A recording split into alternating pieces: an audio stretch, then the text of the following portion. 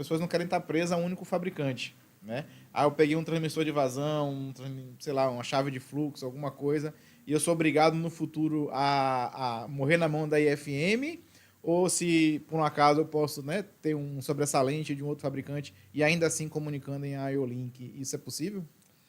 É possível, claro que sim. E a ideia é exatamente essa, né? Você não ficar dependendo de um único fornecedor. Uhum, Eu acho que cabe a cada fornecedor fazer o seu melhor como oferecer isso para o teu cliente final. certo. Tá? O que a gente faz, repito, né? Não é só fornecer produto. A gente Uhum, fornece muito mais que isso. É ser muito assertivo, principalmente na parte de especificações, certo? No desenvolvimento da solução, para atender essa expectativa do cliente. Tá? Então, a gente precisa ter, baseado em todas as informações, a gente desenvolver a melhor solução para ele. Eu conheço, pelo menos assim, com a instrumentação da EFM como uns equipamentos bastante robustos, né?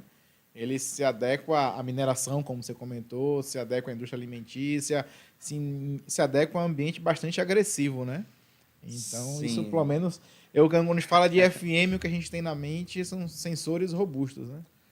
a EFM ela tem, eu diria que hoje a gente atende a todos os mercados. E cada mercado ele tem sua particularidade. Se a gente vai para o segmento food, que é o segmento alimentício, ele requer produtos diferenciados. Por quê? Precisa de uma certificação, precisa de vedações Uhum. higiênicas, adaptadores higiênicos e precisa de um grau de proteção elevado. Por quê? Porque essas plantas passam por processos CIP, que são os processos de limpeza. Uhum. Tá? E nesses processos se Vai trabalha água com para tudo que é ações lado. produtos químicos Todos com químicos. alta temperatura. Então, esses instrumentos eles precisam resistir a isso. Uhum. Tá? Então, além disso, tá? Esses dispositivos não tão diferente na indústria alimentícia, que também, apesar de ter essas certificações, no passado se usava um sinal 4A20. Sim. Tá? E qual Uhum. que é o problema? O problema é quando você faz limpeza, que você trabalha em um ambiente extremamente úmido, você está passível de, por exemplo, ter um problema no cabeamento, tá? Na Uhum. vedação do cabo, porque você tem borneiras, você tem um cabo longo levando isso para um painel. Então, tudo isso Interferência é eletromagnética que pode estar e- passando junto com o cabo, né? Um cabo de exatamente. Então, força junto. tudo isso é um dificultador. Então, o IO-Link, para esse mercado, ele veio muito forte, está caindo nas graças, eu diria assim. Uhum. E já é uma realidade dentro desse mercado.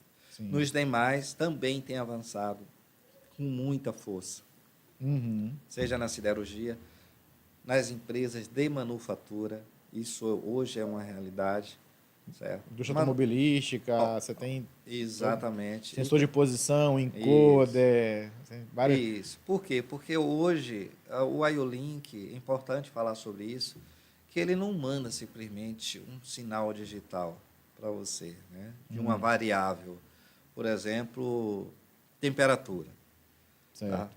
Hoje, você tem a possibilidade, via IO-Link, de, por exemplo, fazer a aferição do próprio instrumento sem tirar o instrumento da aplicação. Por exemplo, se ele perder a curva, Uhum. certo? A curva de temperatura dele, Sim. você pode estar recebendo uma informação sobre isso. Ó, tá na hora de me ver aqui, porque eu já não estou trabalhando Pô, conforme. isso é bastante interessante, né? Porque normalmente você precisa ficar aferindo, calibrando o instrumento todo ano, Exatamente. normalmente, né?